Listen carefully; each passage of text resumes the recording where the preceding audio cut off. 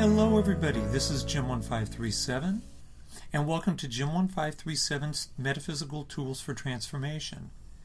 This is the first ever Jim1537 podcast, and I certainly hope that it is beneficial to you and that you also enjoy it. I'm joined today here by my wife, Meremystic. Hi everybody. I'm going to be acting as the facilitator for the podcast and asking the questions. And I thought we'd start out, we're going to be talking today about the psychic process. And I thought it'd be interesting to start out talking about Jim's psychic process. So Jim, can you tell us a little bit about yourself and how you got started reading? I'd love to. My dad passed away when I was 15. And shortly after, my mother was very interested in kind of getting some answers. So she went to an astrologer, had her chart done, and then afterwards had me go to the astrologer. Now this is kind of unusual for my mother because she was a staunch Catholic.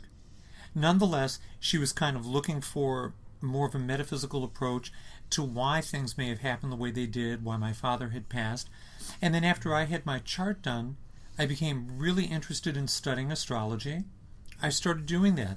And I had studied with, a good 2 or 3 master astrologers. At that time, I also met a lot of psychics, magicians, spiritual teachers. There was an actual metaphysical center in the area that I was born and raised in, where a lot of people congregated. They had classes and just really gifted spiritual people. So I started studying there, and all of my spiritual gifts sort of began being activated. My psychic ability, my knowledge of astrology was enhancing, and I was also learning metaphysics, the laws of the universe, things like that. So in the early days when I was reading, it was really kind of a hobby sort of a thing. I would just read for everybody. Say, for example, friends would have a question, they'd ask me, I would pick up on it. I had this kind of uncanny ability to meet people and be able to know what their sun sign was.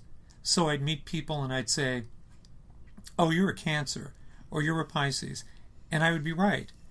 And so that whole process of me doing this as kind of a hobby-oriented thing happened for many years.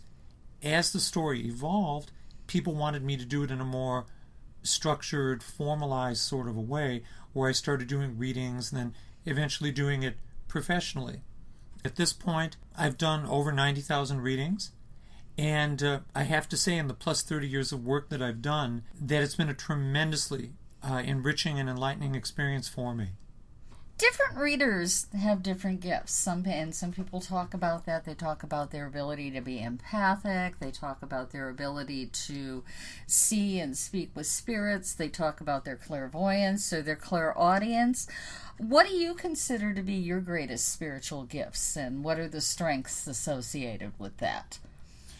For me, there's a lot of different things that I do, but I'd speak that the 2 centerpieces of what I do in a reading would be my natural clairvoyance, which is where I just as an individual am picking up things. I mean, of course, that's tied into help from my spirit guides, from the divine universe, but it's where I'm just as a single person picking up. And my clairvoyant process, it's very rapid. It's extremely quick. And for me, it's not so much that I feel it where I become overwhelmed by whatever the energy is. It comes to me in more of a mental way. It's as if just information is being fed to me very, very rapidly. And when that happens, it's as if that there's just a sense of knowing it. It's not really ambivalent to me. It's very clear. And then the other thing that I do that I just cherish is my spirit mediumship work. As a medium, it's complementary to being clairvoyant, but it is a different process. Whenever I'm in somebody's energies, meaning that I'm on the telephone with them, I'm directly connected to their vibration, that opens up the door for their loved ones who are on the other side, who have transitioned into spirit, to come through. And I have to say, it's a really fulfilling experience, because when I do spirit mediumship work, I hear spirits literally. It's not as if that I get a bunch of pictures and have to sort it out, or that I hear weird fragments. I hear it like a conversation for the most part. So say, when a loved one's relatives are coming through to me, they would be talking to me similarly into the same way that the client would be talking to me. So those two particular things of my natural clairvoyance and spirit mediumship are sort of the centerpieces of what I do in a reading. There's also other skill sets that I bring to the table too. I do dream interpretation. Also, I'm a metaphysical teacher and a spiritual author and writer. And so with knowing the metaphysical laws of the universe, understanding karma, understanding the other side, different levels of existence, planes, that kind of thing, that comes in handy too. And so all of it kind of comes together in a reading. It's not like as if I would say, well, we're only going to use this ability for this person or this gift for that person. All of it's wide open. So whatever skill sets are needed and sort of facilitated through the reading, they get used. Now, you talked about the two main things being your clairvoyant ability and being your spiritual mediumship ability. What are the differences between a reading using spirit mediumship and one using psychic abilities, and do those ever cross over? Do both happen within a reading? That's a really good question. They do both happen within a reading for me. Oftentimes that both factors are there, and here's really the difference. With clairvoyance, okay, that's basically through my lenses, my level of spiritual evolution, my particular gifts at whatever point they're at that time. Of course, it's assisted by my spirit guides, by the divine universe, and that's sort of through my lenses, through my purview. Now, with the spirit mediumship reading, it brings in another I don't want to say person because they're in the spirit world, but another being. I mean directly. So in other words, instead of just the client and me being assisted by my spirit guides in a clairvoyant session, in spirit mediumship, their relative or relatives are literally coming through. And I'll oftentimes say to people, well, now you'll get two opinions. Yeah, or it's a distinct energy. It's extremely distinct. And most of the time, I would agree with what the spirit says. Sometimes I might have a different opinion or a different perspective, and I would tell the client, look, this is what I'm hearing from your dad or from your mom. I might see it a little bit differently, but in most instances I tend to concur with what spirit is saying. But when they come through, they are really, in most instances for me, they're very clear, they are direct, they know exactly what they want to get through, and they really want to take the floor. You know, oftentimes I'll say to people, especially during a mediumship reading or a portion of the reading that's mediumship, I say, please don't talk. Please don't interrupt. Because when they come through, boom, they want to come through. They're the star. They are the star. And they, I mean, my understanding and my belief, of course, is that they're coming through with a higher purpose. In other words, they're here to help that client, whether it's through advice, apology, expression of love, warning them about things, letting them know about other people in their journey, possibly even like there's going to be a pregnancy or there's going to be a birth or you're going to move or whatever they're going to say, right? But when they come through, they do not like being interrupted. And sometimes the client is really excited and they want to interject. And I'm like, look, just don't say anything. It's not like I'm trying to stop them from talking.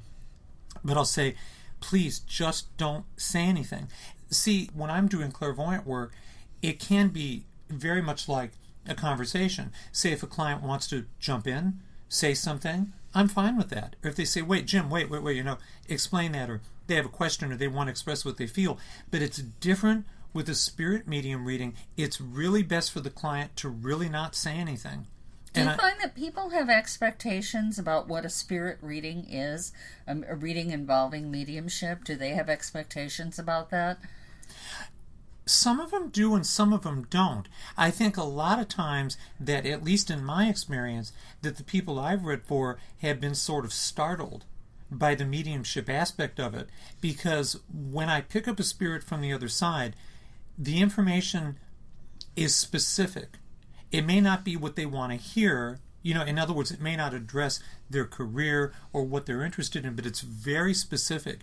And usually there's several things in a mediumship message that are able to be confirmed as being true.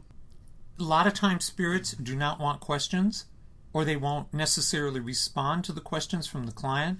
So, they're coming through with their agenda, and I believe that that agenda is in most instances from a higher source, a higher spiritual purpose. So most of the time my clients are startled when one of their relatives on the other side comes through, because oftentimes they won't ask.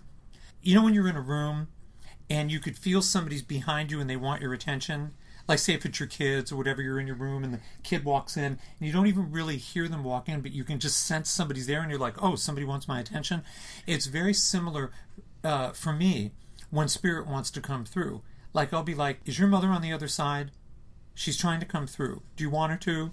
I always ask permission. Is there an overriding theme of what spirit... I think most of us, we've seen the movie Ghost. We watched, like, say, the Jonathan Edwards Crossing Over TV show. And he had talked about on that show how people, spirits, overwhelmingly come through with a sense of apology. Have you found that there's anything that spirits overwhelmingly come through with? Yeah, I would say I absolutely have. Of course, I would preface this by saying that it's not as if that all spirits come through the same. Right. Of course they don't. The most reoccurring thing that happens is the spirits who come through to me is that they have a sense of guilt, remorse, apology, and the desire for atonement. Okay. And it's very touching for me, and oftentimes emotional, because sometimes they're coming through with such a heavy sense of regret and remorse and guilt. And when that happens, it's important for the client to understand that spirit may not be saying, oh, I want you to feel sorry for me, or I want you to do this or do that. They're just sort of expressing it, and that's part of their atonement and healing process. Because say, if it's a parent and child relationship, that whatever the karma was or the lessons or whatever they were supposed to do, if it wasn't completed, then the spirit on the other side would still carry through that sense of wanting to complete that mission. And even though they're not able to be here, like, I called mom on the phone, I told her what I ate for dinner or what my boyfriend said, that they're still trying to help from the other side. They're connected. They're connected, absolutely. Wow. Do you believe that everything is essentially knowable in a reading? Are there some things we can't ask? Are there some things that we can't be told in a reading? Or is everything up for grabs and knowable? Well, everything is certainly not knowable. I think a lot of people have a misconception about the psychic process. That they would think, oh, you're just supposed to tell me in 10 years I'm going to do this, and in 5 years I'm going to do this, and in a year I'm going to do this, and like it's all just like the script. And that is very, very inaccurate. And if you think of it, spiritually not helpful. We get down to the essential question of what is the purpose of a reading. And the purpose of a reading is to share insights that help the person grow, that share information that helps them to lead a better life, that helps them to impact upon everyone that they're going to touch in a more profoundly positive way. That's the reason for this. It's not just like, guess what, you're going to eat a hamburger on Friday. On Saturday, you're going to go to the mall. It doesn't serve a spiritual purpose. Well, unless it helps with your journey, it would seem hard to imagine that it would serve a spiritual purpose. And it should. So is everything knowable? Of course it's not. And there's several reasons why. I'll touch on a couple of those right now. Okay, simply stated, there are just certain things that Spirit, God, will not allow anybody to see. And the reason for that is because if they were seen, the client's journey would not be able to unfold in the way it was supposed to. Here's a perfect example. What if somebody came to me for a reading when they were 20? And let's say they were going to die when they were 79. And they said, when am I going to die? And if I suddenly said, you're going to die when you're 79, it could completely upset and disorient their next several decades on Earth. Counting down the days, worried about when they're going to die. Is it really going to happen when they're 79 or not? So, that sort of thing is not knowable. Also, there's certain things that are lesson driven. So say if somebody has a lesson to learn, the conclusion is not going to be knowable in terms of time. A perfect example of this, say somebody has, huge fear of commitment. They have this big fear of commitment. They're terrified of intimacy. They're afraid of love. And they have to work through that. Not just working through it in a superficial way, but working through it in a deep, meaningful spiritual way to come to terms with their fears all the way down to the subconscious mind, to open up their heart, to let somebody in. Okay, that lesson may take 10 years, 20 years, 30 years, 1 lifetime, 2 lifetimes, 3 lifetimes. Part of that may be dependent on, is the client willing to work through it, or are they still kind of stuck with it? But I'm saying that kind of a situation is not able to be predicted in terms of a time frame. And say, certain clients, they might get frustrated where they've had, a bunch of readings, and everybody's predicting they're going to meet this, marriage partner, and it never happens. And it's not the idea that it couldn't happen in that instance. Or not supposed to. Right, or not supposed to, but the idea that they haven't worked through the lesson yet. That's holding it back and blocking the energy. Exactly, right. Exactly. And so, in that instance, certain things are not knowable. And then also, there are very few situations in life that are so written in stone that whatever we do or don't do, the outcome is guaranteed. I think as people, we like to think that somehow, it's all sort of pre-written or predestined, and certain things are, but not as many as people think. And so what ends up happening is that if there's choices that we make that are going to affect the outcome, those predictions may not be knowable either. Like, say, for example, this is kind of a superficial little example, but it makes the point. If you say to somebody, just as an example, hey, you're going to hear from this guy in 6 months. Okay, he's going through some changes right now, but he is going to try and contact you and reconnect with you, but that's going to be in 6 months. But you need to leave it alone because this process has to unfold. He has to go through what he's experiencing, whether it's deciding on what he wants to do, letting go of another relationship, etc., etc. Say that the client says, I can't wait. I'm going to text them. I'm going to email them. It could alter. It would literally change the outcome. And change the outcome. Sure. Right. And so in that instance, that can happen. So those are at least some, I think, noteworthy examples of how everything in a reading is not knowable. But I would add in that a great deal is. But there's different levels of conclusiveness. Like some things I'll say to people, boom, this is going to happen. And assuming I'm right, that it's a real clear-cut thing. It's yes or no, it's right or wrong. And of course, those are easy things for people to process because they're very one-dimensional. Other things I might say, here's your possibilities. You do this is what's going to happen. You do this is what's going to happen. And that's a little bit more convoluted for people, but nonetheless accurate. Life is not just a simple question of yes, no, and time and date answers. I mean, if life was that simple, we'd all be acing it. Yeah, like really, really acing it. And so the point that I'm saying is that there's that factor, and then of course back to again, if it's lesson driven, there's a lot of spiritual process and healing that the person would have to go through. And in those instances, my support and compassion is very, very strong with whoever I'm reading for, because for all of us, those lesson driven situations are hard. Sure. They're very difficult because they're hard to understand, especially when you're in the midst of going through them. Oh God, yeah. I mean, because there's so much emotion attached to it and so much complexity. Sure, it's hard. But you seem to be very good as a reader with dealing with complexity and complex issues. Well, it's actually what I prefer. Okay, that's interesting. Yeah, because as a reader and as a person, my perception of life is that it's complicated, that our journeys on Earth are complicated. And because of that complication, we're dealing with the repercussions of every single lifetime we've ever led right now, which is an uncountable number. So my perception of life is that it's very complicated.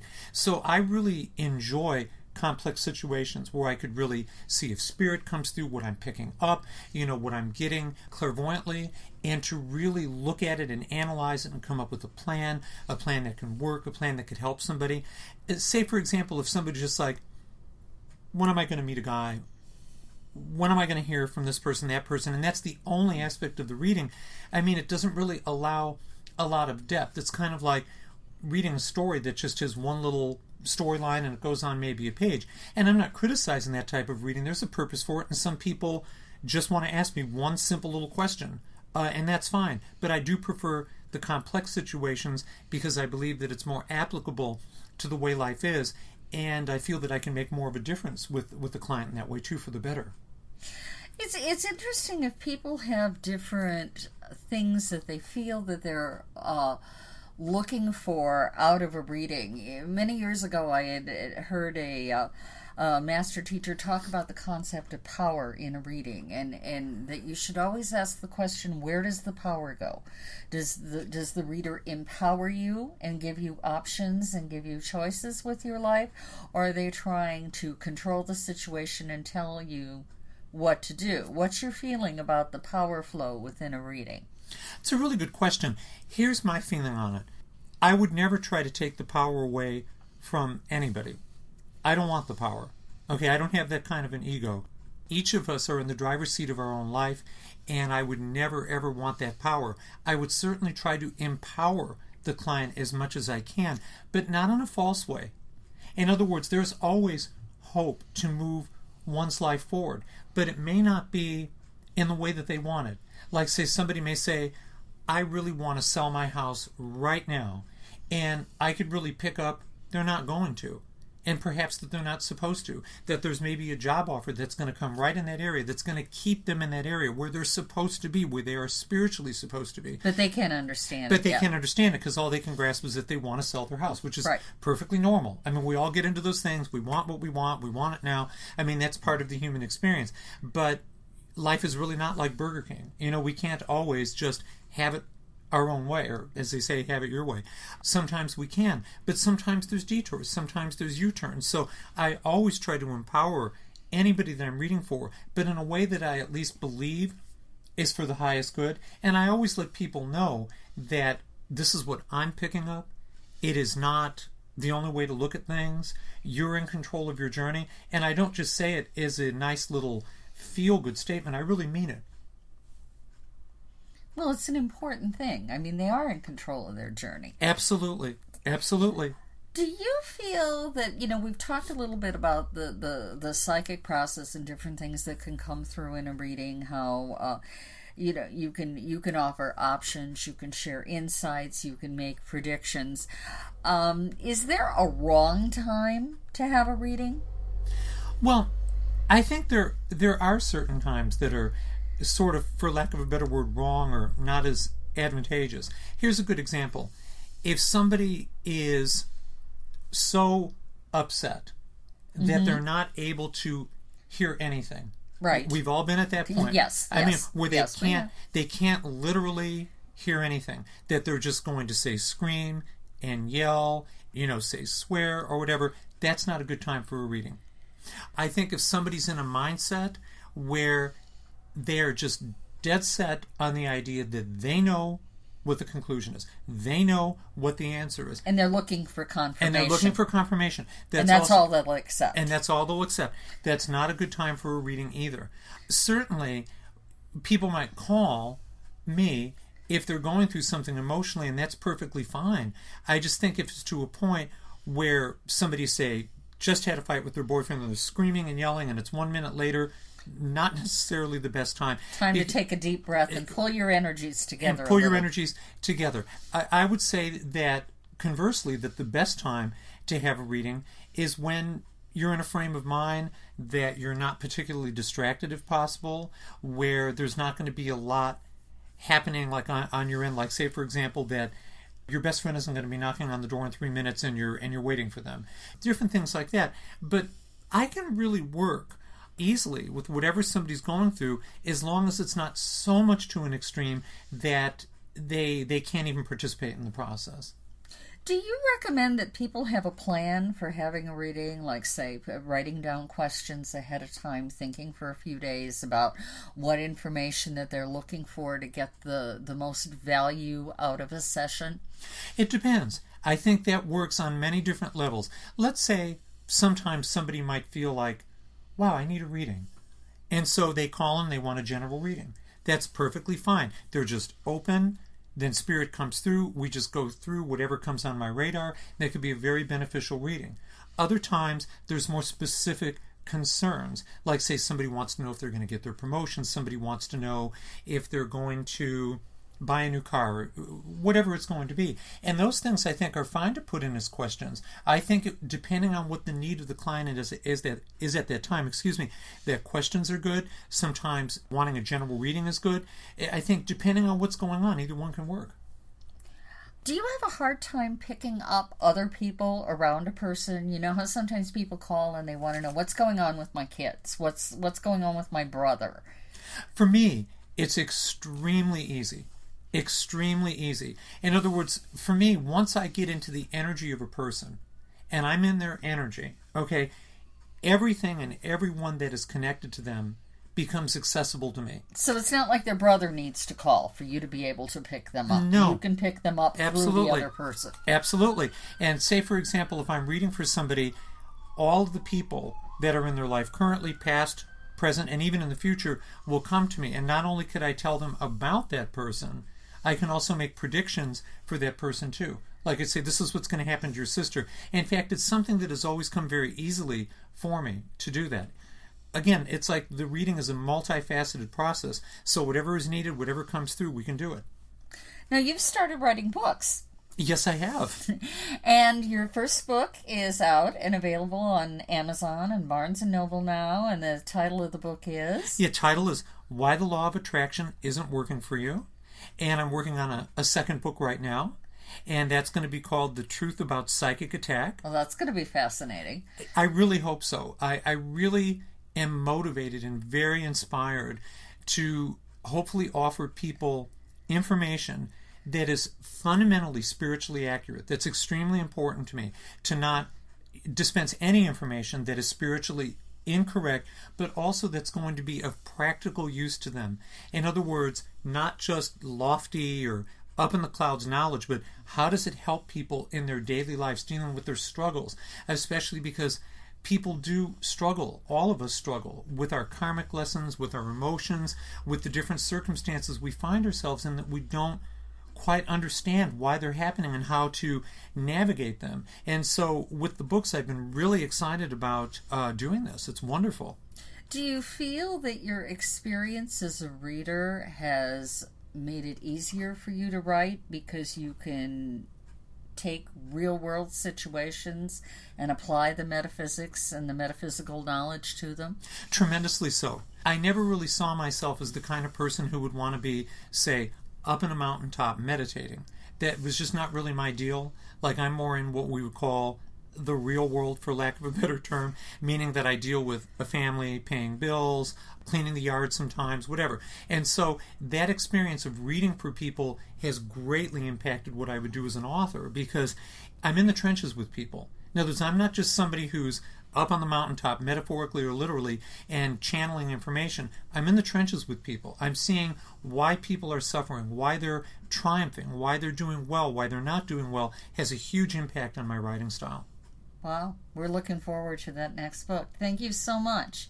Thank you, and listen, it's been great being here with you. And to everybody, if you're interested in a private psychic reading or consultation with me, feel free to visit jim1537.com, and I certainly wish you all the best. Thank you for joining us today. Bye now.